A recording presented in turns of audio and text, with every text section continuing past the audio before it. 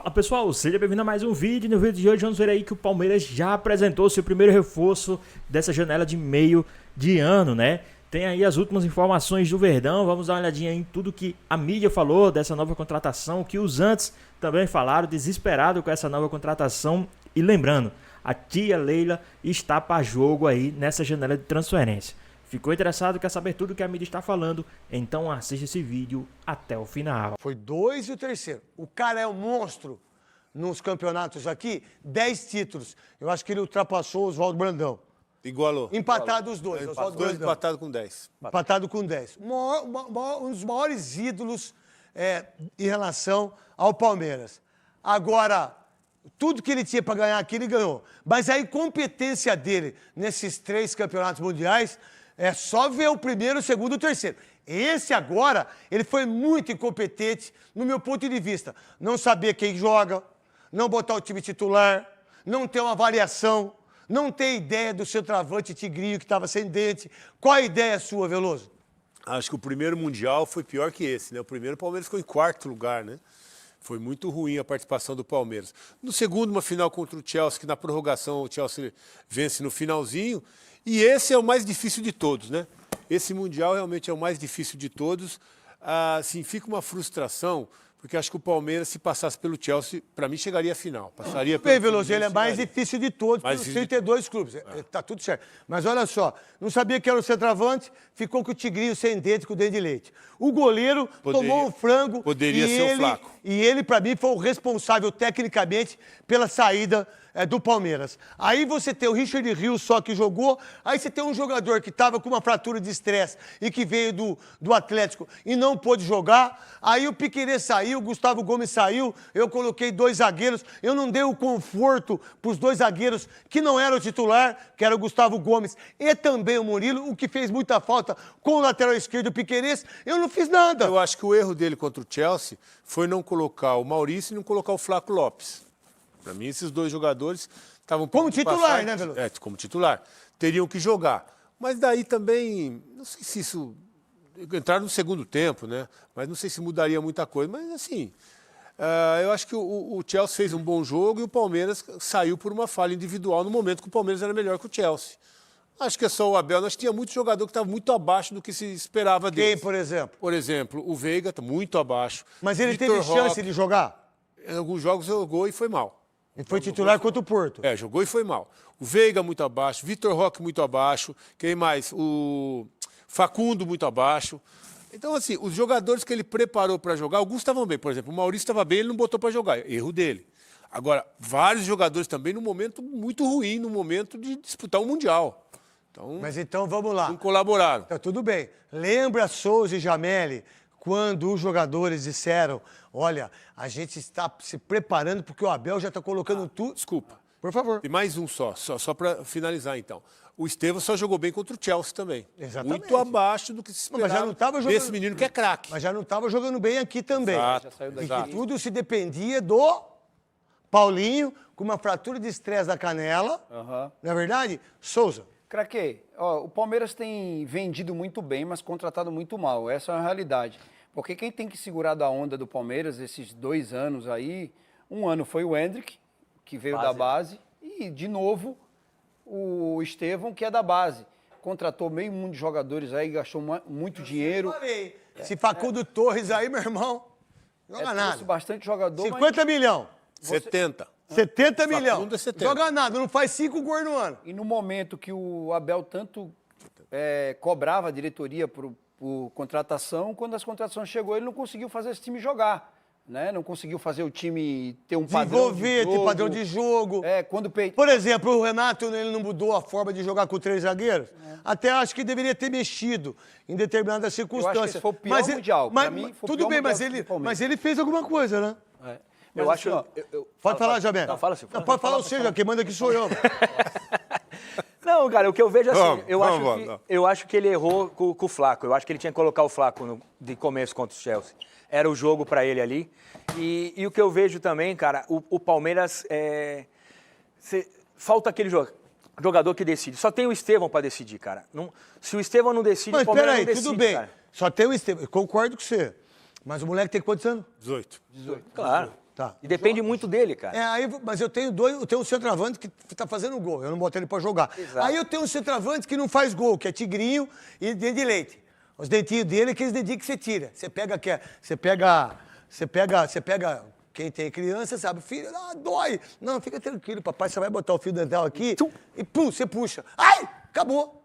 É o dentinho dele, o Vitor Roque é esse aí. Eu não tiro ele pra jogar. Aí eu perco o lateral esquerdo e não tenho uma função do lado esquerdo. Eu tiro os 2 zagueiros, que são 2 monstros jogando bola, eu não protejo os 2 que entraram. Que saiu o gol em cima de quem? Dos 2 zagueiros. Não, e daí eu vejo que eu tô de acordo com o Souza também, né? Acho que as contratações, não que o Vitor Roque seja um mau jogador, eu acho que ele é bom jogador, jogou muita bola no Atlético Paranaense, mas eu acho que não é o cara pra jogar no time do Palmeiras, ele não tem o jeito de jogar. Há quanto tempo ele jogou no Atlético Paranaense? Cara, mas ele fez 3 anos. bons lá. Que isso? Mas porque era aquele time do Atlético que ficava ali atrás, segurava e tal, e ele tem muita potência, ele arranca tudo. Agora, quando ele não tem espaço pra jogar, né? Porque normalmente os times que jogam contra o Palmeiras, aqui no Campeonato Brasileiro, sempre, né? Difícil. Os caras esperam atrás do Palmeiras. Os caras dão. Ficam muito agrupadinhos, não dão aquele espaço para ele correr. E ele não consegue jogar, né? Pro lado do Palmeiras, Vinícius Nicoletti agora para trazer as impressões do Alviverde. Dentro da expectativa, abaixo da expectativa, tranquilo pós-mundial, Nicoletti? Oi, Mari, um beijo pra você, abraço a todos os companheiros, fãs de esportes. Palmeiras hoje que tá anunciando a contratação de mais um atacante depois do Mundial. Chega o Ramon Sousa, que pertencia ao Nottingham Forest da Inglaterra. O time já vai se reforçando na sequência da temporada depois do Mundial. O balanço na questão de objetivo, o Palmeiras cumpriu a meta, chegou até as quartas de final, essa era a meta, se classificou em primeiro do grupo, mas ficou a sensação que o time poderia ter apresentado mais, ter jogado mais, realmente na bola, no desempenho em campo, e isso ficou a sensação para o torcedor e também para os críticos, porque o Palmeiras contra o Porto dominou a partida, mas não conseguiu fazer o gol, empatou 0-0, perdeu várias chances de gol. No terceiro jogo contra o Inter Miami, saiu atrás, fez um primeiro tempo péssimo, saiu perdendo por 2-0, depois foi buscar o empate. Nas oitavas de final, aí foi bem, dominou o jogo contra o Botafogo, e nas quartas também fez um primeiro tempo abaixo do esperado, tomou 1-0, depois empatou e acabou sendo eliminado num gol que os torcedores criticaram bastante a atuação, o desempenho do goleiro do Everton. Então ficou essa sensação. Na questão de metas, foi bem, cumpriu o objetivo de toda a comissão técnica, mas teve essa questão do desempenho. Alguns jogadores também ficaram abaixo, caso do Vitor Roque, que sai do Mundial sem marcar gols, o Felipe Anderson, que só jogou os 30 primeiros minutos contra o Porto, depois foi escanteado, não foi mais usado, ficou o tempo todo no banco de reservas, o Alan ganhou espaço na posição do Felipe Anderson. Teve também o goleiro Everton nessa questão do gol, que vai ser muito cobrado durante toda a temporada, né? Muitos torcedores entendendo que ele falhou naquele gol, era uma jogada que ele poderia defender, e também o técnico Abel Ferreira. Alguns conselheiros já pressionam a presidente Leila Pereira para haver uma cobrança maior em cima do técnico português. Ele já discute uma renovação de contrato com o Palmeiras por mais 2 anos. Os conselheiros entendem que a Leila não está fazendo essa cobrança ao técnico português. Por outro lado, a presidente mantém toda a situação com tranquilidade e o Palmeiras agora vai ter uma sequência pesada de Campeonato Brasileiro, Copa do Brasil, oitavas de Copa do Brasil e oitavas de Libertadores. Serão 14 jogos em 45 dias. O elenco, então, precisa de reforço, como chegou agora o Ramon Sousa, conta também com o Bruno Rodrigues, que está se recuperando de contusão, porque não tem o Estevão, e também não conta com o Paulinho, que vai passar por cirurgia e não deve voltar mais nessa temporada. Então, é um balanço positivo na questão dos objetivos, mas não no desempenho. Mari. Números, obrigada também, Nicoletti, fechando o nosso giro com a reportagem. Neste Mundial, então, os brasileiros contra rivais europeus. Foram 9 jogos, 3 vitórias, então a vitória do Flamengo em cima do Chelsea, o do Fluminense em cima do Borussia. Não, Fluminense em cima da Inter e terceira vitória, Palmeiras, oh meu Deus, Botafogo em cima do PSG, pelo amor de Deus. Isso, só essa. Todo doida. 2 empates e 4 derrotas, 40% de aproveitamento, 9 marcados, sofreu 1 a mais. No mata-mata aí foi 1 vitória e 3 derrotas, o do Fluminense ali conseguindo o resultado. No fim das contas, começou o Mundial com loucura, chupa europeu, futebol sul-americano, nós contra o mundo. Depois de um certo momento a gente falou, opa, começamos a ser eliminados. Depois a gente volta a eliminar europeu. Qual que é o sentimento desse pós-mundial, do nosso ponto de vista, brasileiros para com o futebol europeu, Donk? Eu acho que tem que ser bem positivo, sinceramente, olhando tanto em desempenho quanto resultados. Resultado, acho que você chegar nas quartas de final dentro do que a gente projetava antes, acho que já era bem sucedido. 2 clubes conseguiram isso. O Botafogo caiu nas oitavas para um rival brasileiro, pesado. A perspectiva era do Botafogo não passar da fase de grupos. Conseguiu um feito ganhando do melhor time do mundo e ganhando de uma forma, assim, muito elogiável. Não foi aquele bombardeio, uma bola que se salvou, neutralizou o adversário, uma forma mais defensiva.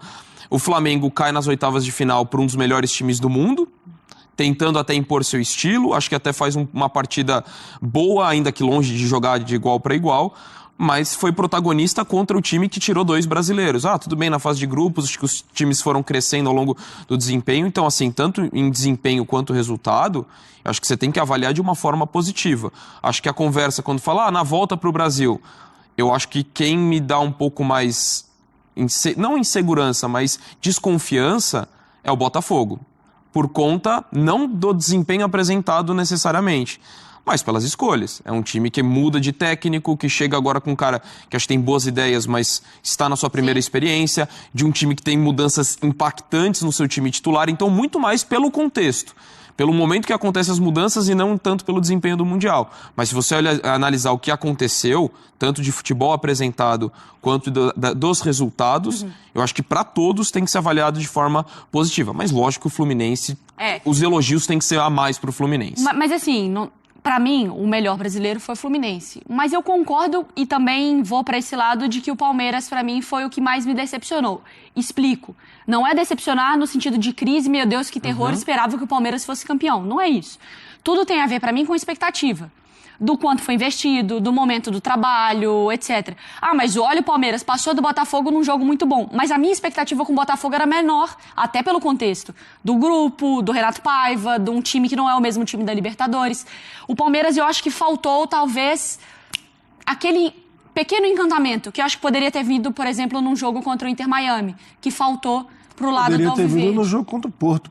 Poderia vir no jogo contra o Porto. Então eu coloco como o melhor brasileiro o Fluminense, o pior brasileiro, entre aspas, pelo amor de Deus, o Palmeiras pela expectativa que eu tinha.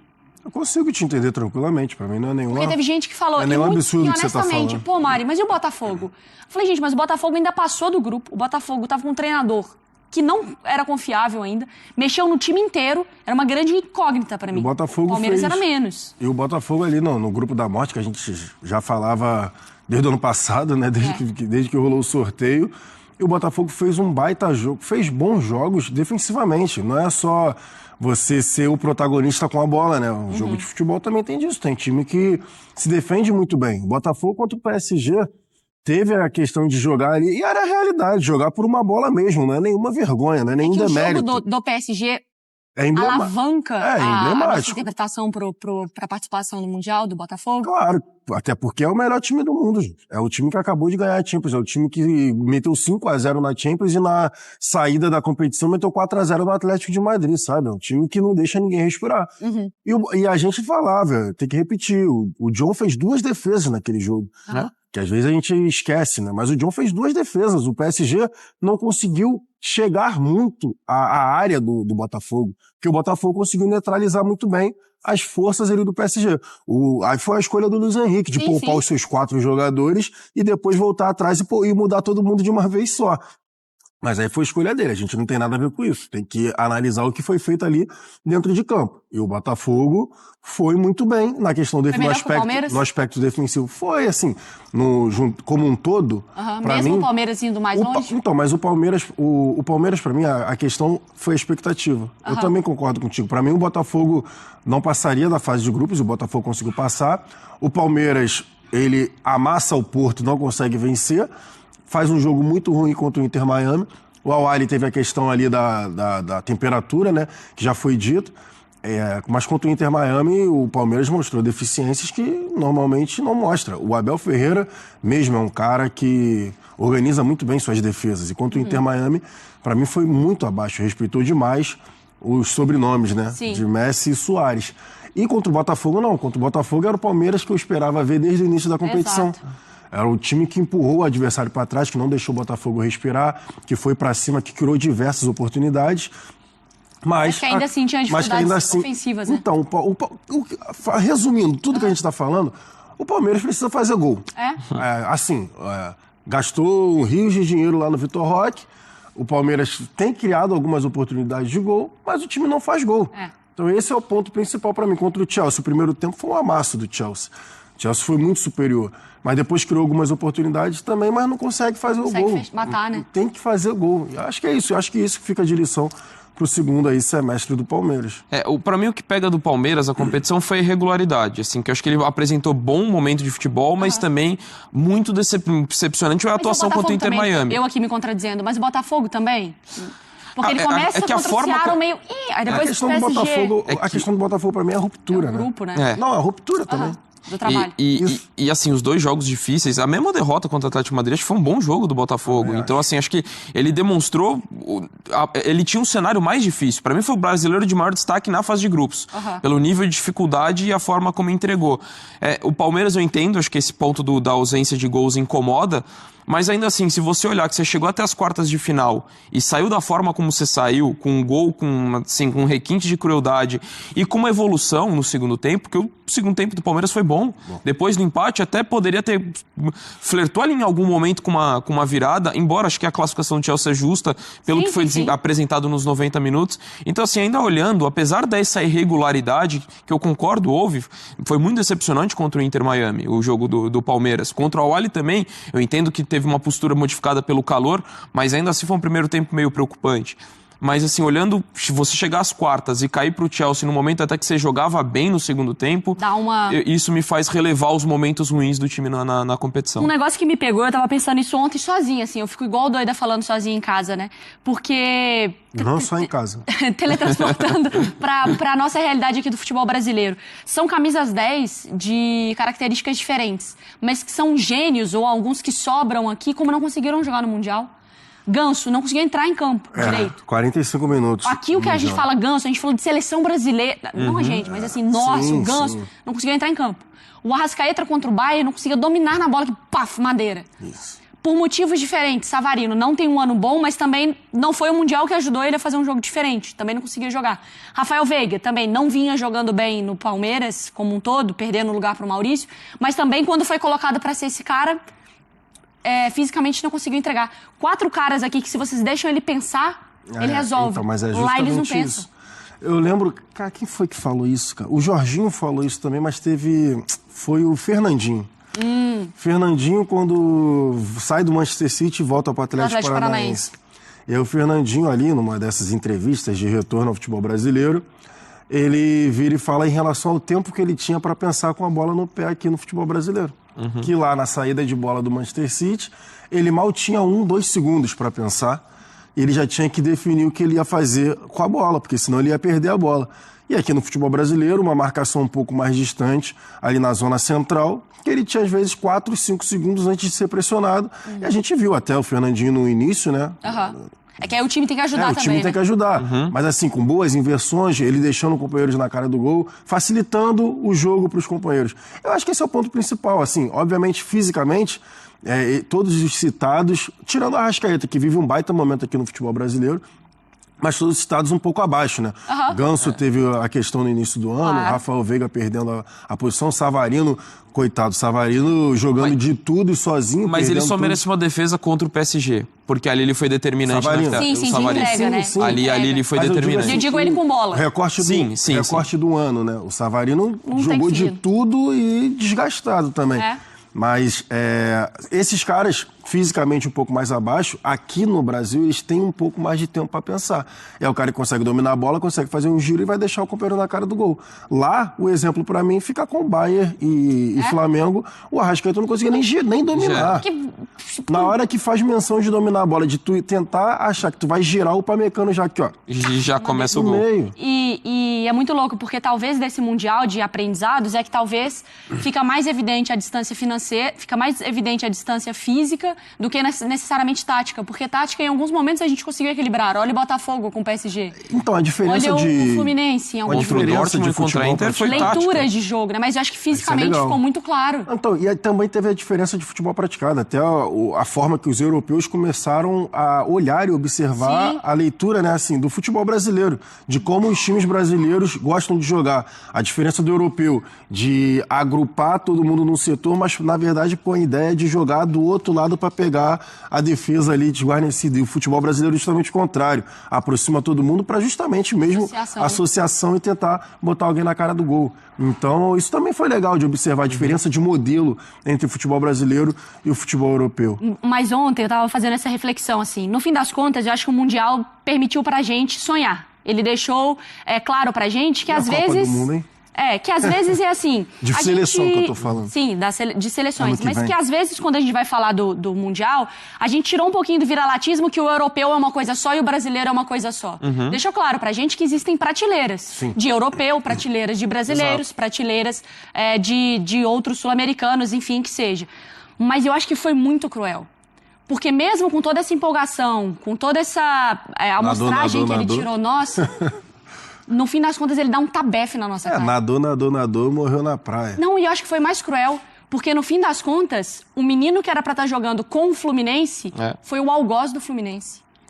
Verdade. Porque mesmo quando deu esperança pra gente, Então, encheu nosso coração de esperança, no fim das contas foi o moleque criado no Fluminense que elimina o Fluminense. Mas isso não, assim, isso não evidencia a diferença financeira, que é óbvia, que todo mundo sabe disso, mas também não traz um fio de esperança em relação a parar com também essa questão de a geração não é boa, a geração isso, a geração Mas é acho que aquilo. isso pra seleção. Eu tô falando de Pra seleção. seleção. Tô falando pra seleção, de parar com esse negócio de geração e tudo mais e ver que quem continua decidindo os jogos pros times lá de fora é um jogador brasileiro. E só pra somar dentro do que você falou da questão trágica do João Pedro, não foi trágica porque o Chelsea conseguiu passar. Mas ele já pegou o cara que fez gol nele também no jogo contra o Palmeiras, né? É o Estevão que faz o gol, ele já trouxe. Mas assim, lógico que é doído, porque isso reforça todo esse cenário, mas eu acho que também se a gente olhar dentro dessa... Ok, a diferença, mas você viu, dentro do nível de competitividade, eu acho que o futebol brasileiro mostra que é mais alto do que se imaginava. E até dentro do que eu imaginava. Pois bem, pessoal, tá aí mais um vídeo, né? O Ramon Sousa foi apresentado aí, jogador que veio do Nottingham Forest, da Premier League, né, da Inglaterra, e foi apresentado aí no time do Verdão, o Palmeiras que está para jogo aí nessa janela de transferência, tá? Já lembrando que o Paulinho vai fazer uma nova cirurgia, então deve desfalcar o time do Palmeiras pelo resto da temporada, né? O Tigrinho ainda não desencantou, possa ser que venha um novo atacante centroavante, né? O Abel Ferreira já falou que esse jogador não foi a pedido dele, ele é jogador da presidenta. E vamos ver se o Abel Ferreira vai pedir aí um novo jogador para o time do Verdão.